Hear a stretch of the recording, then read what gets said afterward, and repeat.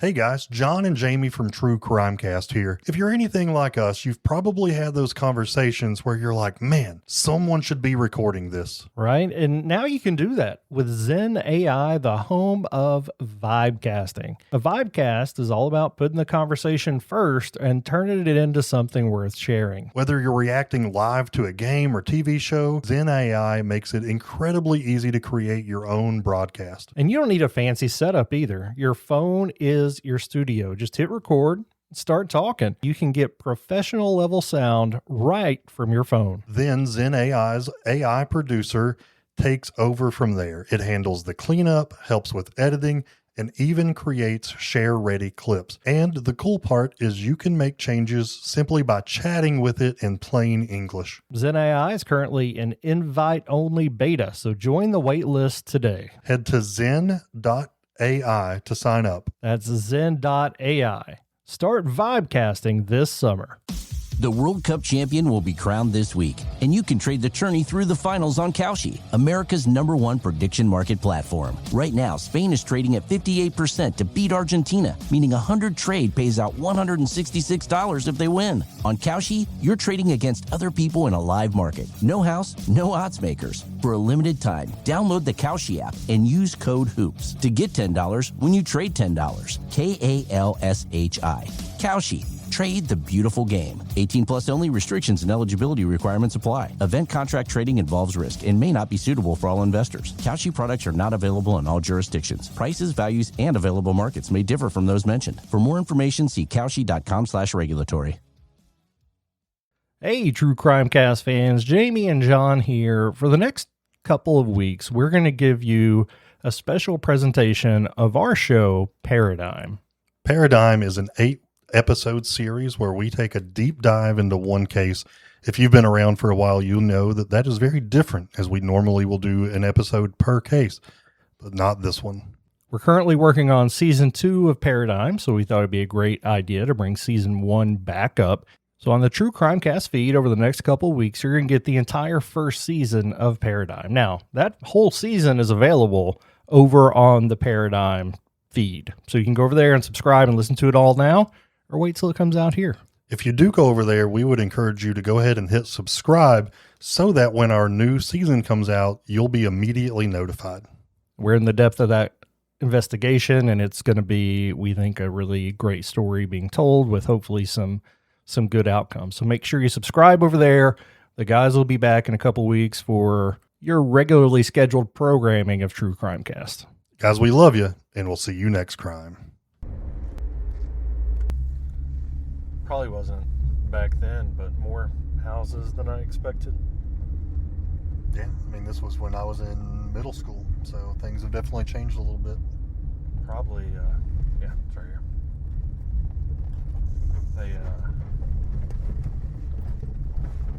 Surprised there was just 2 911 calls, but you're right. These houses probably weren't here. Yeah, I mean, it's Tennessee, too. People are used to hearing gunshots. That's a good point. I don't think a lot of people take that into consideration. All right, let's check it out. I think it's right here.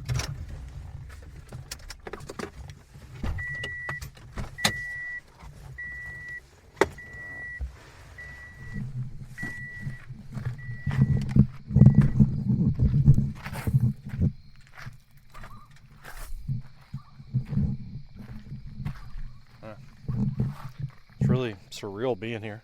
Crazy to think that a decision to share your faith with somebody ended here with everybody in your family but Peter gone.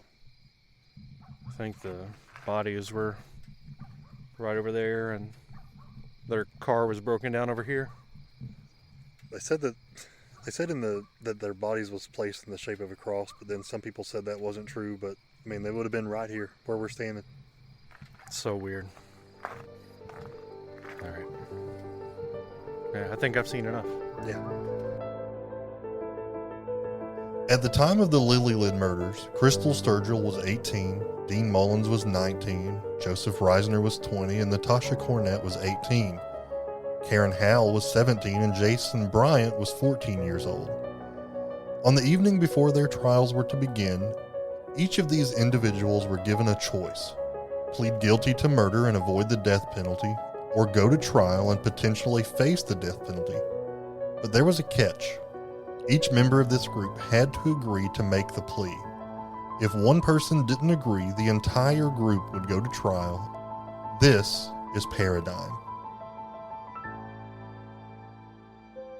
Now we know that this entire group murdered, or at the very least was culpable of murder, but essentially what they were being asked to do was to give up their free lives and die in jail so that each of their friends could do the same.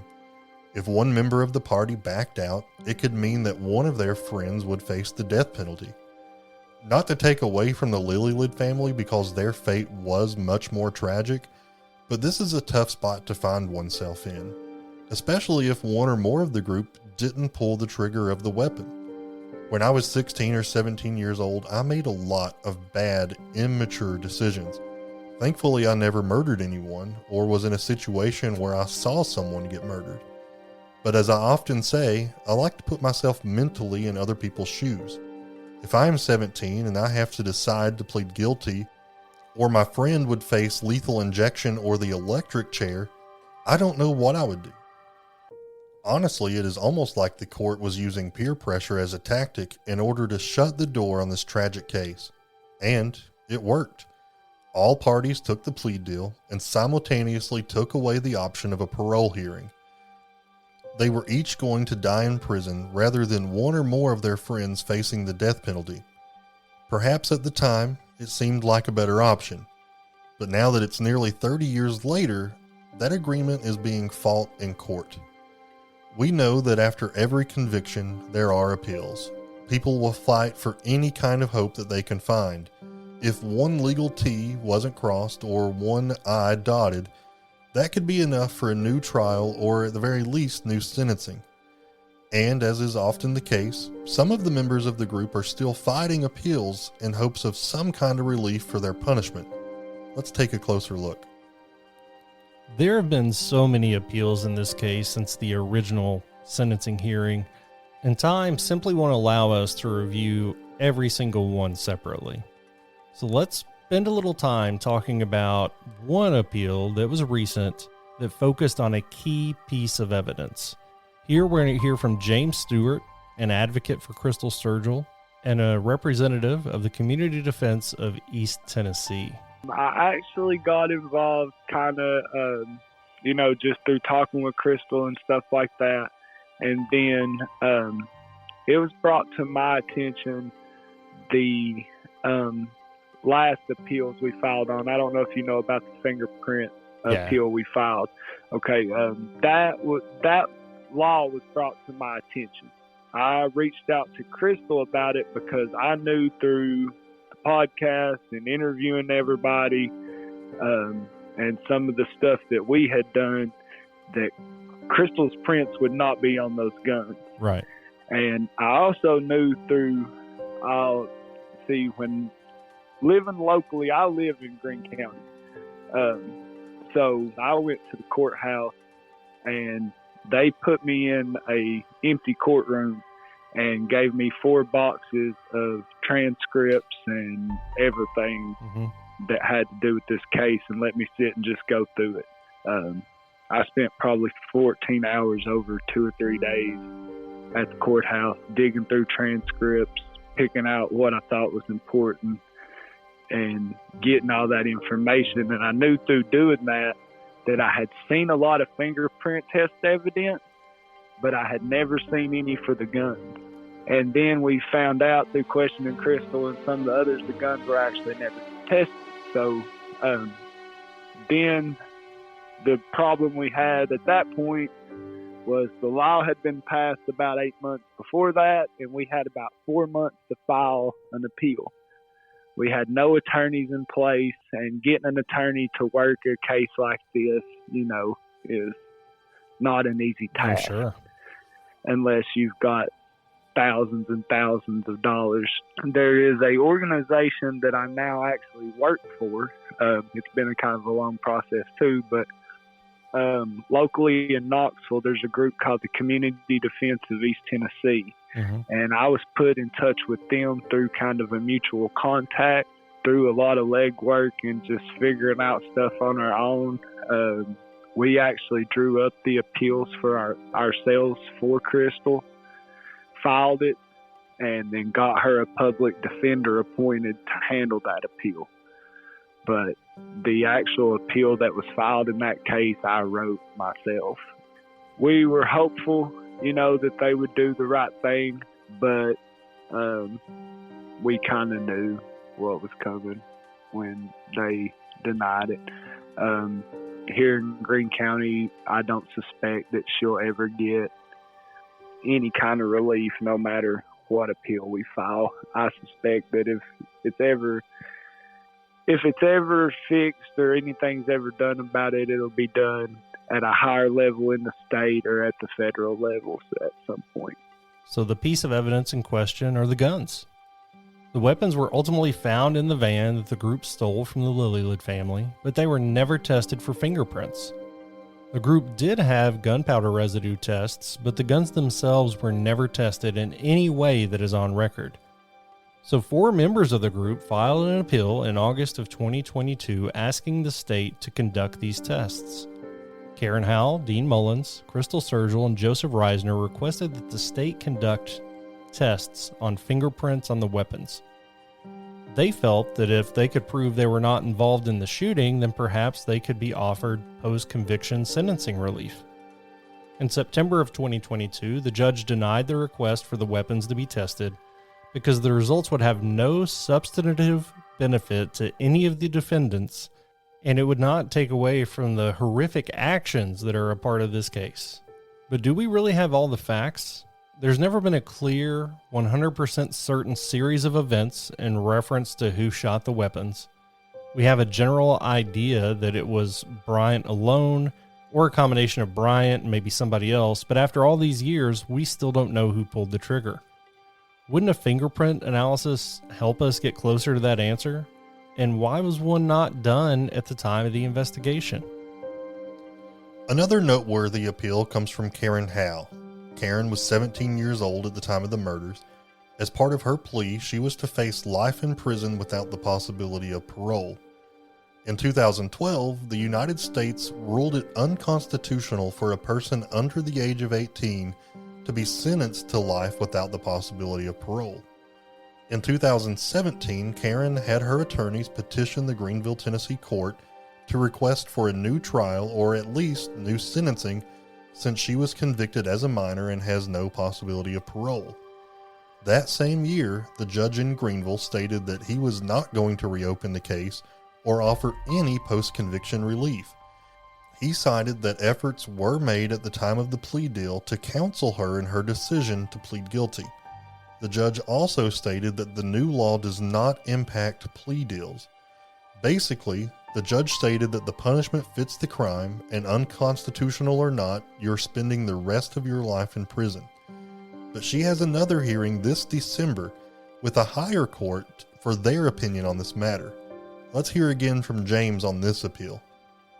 Karen's case has a whole host of its own issues, her IQ rate, she was an abuse victim herself, I mean, you can argue she had some involvement in the kidnapping, but it was more like she was standing there and walking around while the family got kidnapped. Right. She didn't, you know what I mean? She wasn't the one that held anybody at gunpoint or told them to get in the van or nothing like that. That was all Joe and Jason, and probably Natasha Agin it on some. Even Natasha self-admits that. But Karen, I think, was just kind of a sheep following the herd, There was a law change last year in the state of Tennessee that made juvenile sentencing, it's a juvenile sentencing law change. It's the state versus Booker. But the Tennessee Supreme Court ruled that a life sentence for a juvenile is unconstitutional. So she has a hearing in December based on that case to try to get resentenced. What they'll do in her case, I have no idea.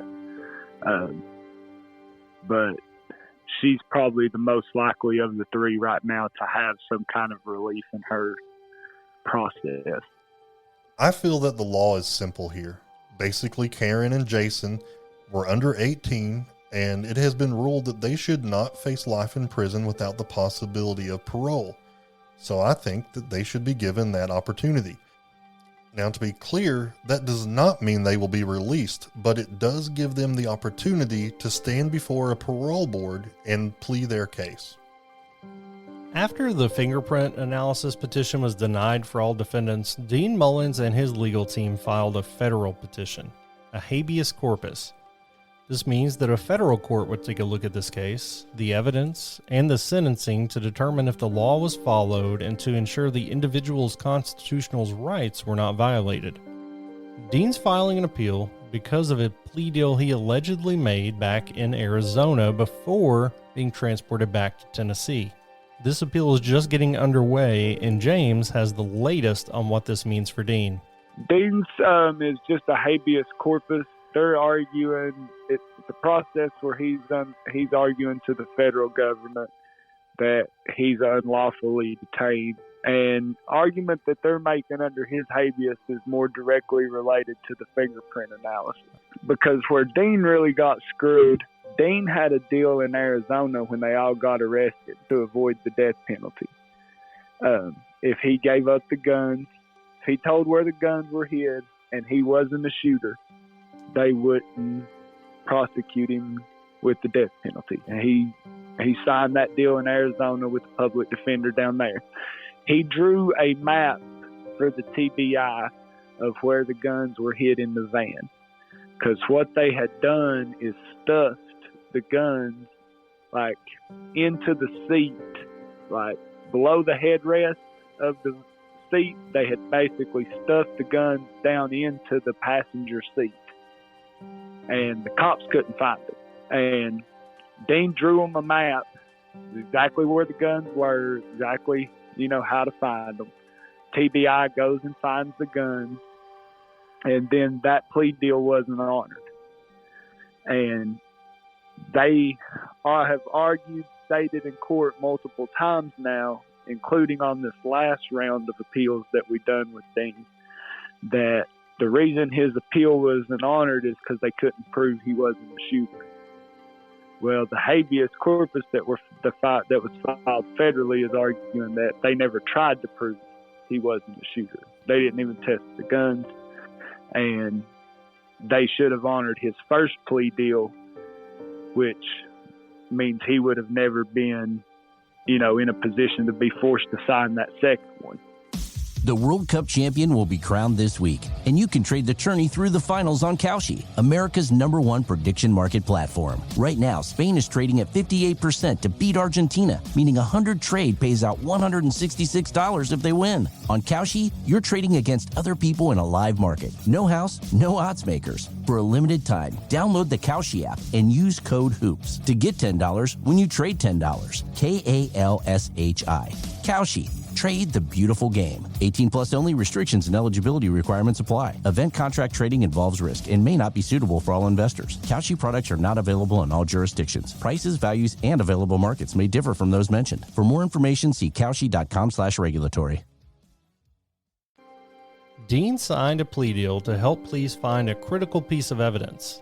But they're not able to prove that Dean wasn't the shooter because they didn't try to prove that Dean wasn't the shooter, and they did not test the weapons. So they made a deal with him and didn't stick to it. Perhaps Dean does have a legal leg to stand on here with this federal appeal. The federal court will have a few options if they were to agree with Dean. If the court rules in his favor, they can order his immediate release from custody. They have the right to change the sentencing to how they see fit, or even order a trial to happen and nullify the plea deal. Crystal Sturgill is the only member of the group who has ever been granted a successful appeal. On February 29, 2000, an appeal was filed on behalf of each member of the group. They each stated that their sentences should have been concurrent life sentences rather than consecutive. Each defendant's appeal came back affirmed, meaning after a careful review of the evidence and sentencing, the court feels no change needs to be made and the court affirms the original ruling. However, for the first time in the case, we see the court have sympathy on one member, Crystal Sturgill. Let's listen to the ruling from the appeal specifically about Crystal followed by the conclusion of the appeal, read by a voice actor. Yet our sentencing scheme requires an assessment of each individual involved in the crimes, even where there are multiple defendants. It is unlikely, in our view, that a sentence beyond life without the possibility of parole for Sturgill is necessary to protect the public. Our law provides her with no chance of release. While the severity of these offenses would warrant an aggregate sentence of almost any length, the imposition of concurrent sentences without parole in Sturgill's case should, on one hand, reflect the seriousness of the crime and, on the other hand, differentiate the level of her participation in the course of events versus those of the other defendants. That she had no home and no family and no support placed in her precarious situation. The proof suggests that Sturgill might not have been with the other defendants if other alternatives had been available. Her sentences are modified to concurrent sentences, but parole is not a possibility. So in conclusion, emboldened perhaps by their own numbers, their weapons, and the power to force their wills upon a defenseless young family whose own beliefs they may have found repugnant, the defendants present the worst kind of fears to a society dependent upon conformity with the law. Collectively, the defendants placed little value on the sanctity of human life. The sentences of each defendant, with the exception of Sturgill, are affirmed. Sturgill's sentences are modified to 3 concurrent life sentences without the possibility of parole for the 3 first-degree murder convictions and 1 concurrent sentence of 25 years for attempted first-degree murder. Honestly, this ruling changes nothing as far as how much time Crystal will spend in prison, and there is still no possibility of parole. But if you listen carefully, it sounds like the court understands that she was in the wrong place at the wrong time and had seemingly no options. Now we have some breaking news regarding Crystal Sturgill. An appeal was filed just weeks before the release of this podcast on her behalf by James. So let's discuss this motion with him. What we're filing on in Crystal's case is basically an ineffective counsel plea. Okay. Or an ineffective counsel appeal. But we're not really making a standard ineffective counsel appeal. We're appealing that the counsel was ineffective because basically a Brady violation happened and the prosecuting attorneys didn't disclose everything they should have to the defense team. I'll send you over the YouTube video, Mr. Isaacs making this statement. Because what he says is, he says, Barkley Bell called me and asked me what the family stance on the death penalty was. He said we were adamant that they were devout Jehovah's Witnesses and that the death penalty was something we didn't want. And he then says, when this is what I think is the key part, he says, we asked him to keep that a secret, and he did. And he took a hit in the media for it, but at the end of the day, he upheld the family's wishes. And it just so happens that this attorney from Ohio, who is one of Crystal's friends, real close friend, he has been kind of wanting to get involved in this case for a long time and do something to help Crystal because he sees kind of the problems in the case. He actually is the one that found this interview, and he reached out to us, and he has worked Crystal's case completely pro bono throughout this whole appeal. So it's definitely been a lifesaver, and Sure. Without him, none of this is happening. But I just do want to acknowledge that too, and you might want to mention that in your podcast that. Attorney believed in it enough that I think he's made 3 trips now from Ohio to Tennessee working this case and getting this appeal ready. And so, there's a lot of people that, while support for a lot of them's not there, the support for Crystal somewhat is. And I think if more people knew her whole story, the support would be a lot more for her. What we're asking for in this plea or this appeal is that they overturn the plea deal in Crystal's case. Then at that point, it's on the state what they want to do. If they want to retry Crystal, that's fine.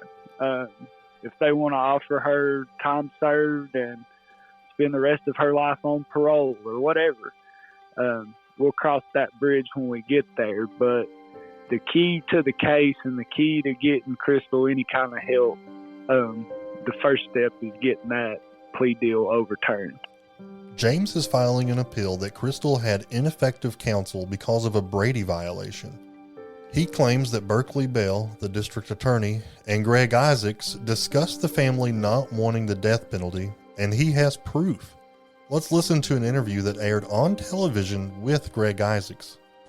And I'll never forget, I got a call from then DA Berkeley Bell, and he said, Greg, what is the position of your clients on capital punishment, the death penalty?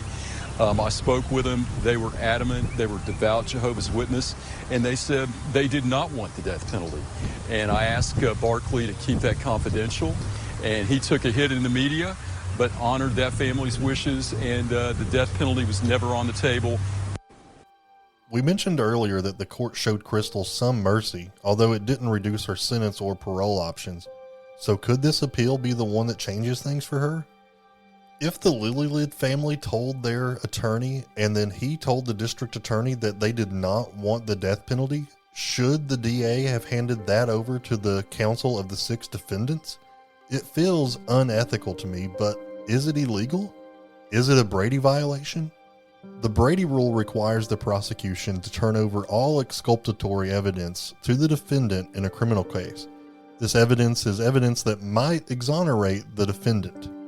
For instance, if police have evidence that might show the defendant was not involved, the prosecution is legally required to give that to the defendant's legal team, even though it hurts the prosecution's case. The prosecution in the Lillylids case knew that the family did not want the death penalty for the 6 defendants because of their religious views. However, the district attorney offered the plea agreement with the threat of the death penalty being on the table if they didn't sign it and the case went to trial. Is this a violation? The DA did not mention this information to any of the defendants' legal counsel. We truly hope that this show has lived up to its name, Paradigm. We've tried our best to look at this case thoroughly, meticulously, and from every perspective. Every word of this podcast has been scripted and thoroughly vetted to make sure that we are being accurate and sincere in our judgment. However, now that we've presented everything, we want to go a little bit off script and talk about where we are on the case. John and I have gone back and forth, talking about our views, talking about our opinions, and it has changed by the day. Sometimes we side more with the community, as Ashley Sharp from formerly of WJHL says here. You know, if you asked, you could plop yourself down at any part of Greene County and they would know this case. Mm-hmm. You know, even if they hadn't been born, even if they, you know, really don't watch the news, everybody knows the Lillylid case. And you would be hard pressed to find one person in Greene County who would say, yeah, sure, let them out. You're not going to find that. This is something that, you know, like I said, this doesn't happen in Greene County. So when it does, you know, this is a community that they're not going to willfully embrace, you know, and here's the thing, these kids aren't from Greene County, but they're not going to be comfortable with the fact that, you know, somebody who committed this atrocity gets to walk free when the Lillylid family is dead, save from, you know, Peter. But this is not a community that is going to support that. And from the people that we've talked to, you know, I didn't really go around asking people, you know, hey, do you think they should get out? But I know from my conversations with those that we've talked to, that is like absolutely nothing that they would ever support, you know, considering the crime that happened. The sweet family who is trying to shine a light to troubled teenagers, share their faith, were kidnapped. And they watched as members of their family were shot one by one, and none of the 6 stepped in to stop it. When I consider this, it's easy to feel strongly that all 6 of them deserve to spend the rest of their lives in prison. Then, if I consider each of the Pikeville Six individually, the background into who they were, how they were involved in this crime, I wonder if a more appropriate way to have handled the sentencing would have been to consider each individually. Regardless of our feelings, the Lillylid family's gone, other than Peter, and his life is affected physically and mentally every day. The 6 convicted are behind bars and serving their sentences, and unless something changes from these current appeals, they're all going to die in prison. So after presenting all of the information that we have, you have a few options. You can say, you know what, they were all involved, they were all culpable, they all signed the plea deal, it should stand legally. You could take the stance that the constitutional interpretation about juveniles should rule that Karen Howell and Jason Bryant should be eligible for parole based on that legislation. You could take everyone individually, look at their background, their upbringing, their mental health, and their actual culpability in the crime, and then decide how they should be punished based on that. This is a very tangled web, and like I said, John and I have gone back and forth over how we feel, and it still changes depending on the day. John, I don't know if there's anything else that we could have done to present every detail of the case out there. How can our listeners interpret this? I think it's really important for each person to really discuss everything we've talked about on the podcast. Like we said, we've tried to hit this from all angles. So I think it's really important that you consider who the family was, who the victims were, who the defendants are when you make your decision.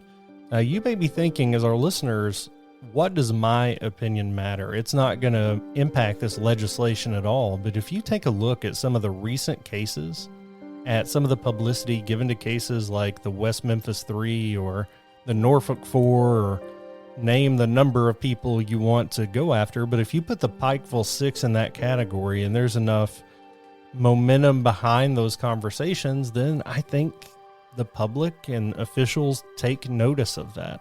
I'm not saying that the case should be sent in that direction, but if you feel like it should, there are enough people out there that can make a difference in this case. So take what we've said, process it, formulate your own opinion, and if you think change needs to happen in this case or any other, let your voice be heard. Regardless of your ultimate opinion on what should happen, if anything, in this case, we truly hope that this show lives up to its name, Paradigm. We've tried to present every angle of this case in order for you to fully form your opinion, not based on what you read in the news, not based on what you've just heard from one side or the other, but from all the pieces of this complex puzzle. And now we just have one question. What other case out there needs its own paradigm shift? That will be season 2 of Paradigm.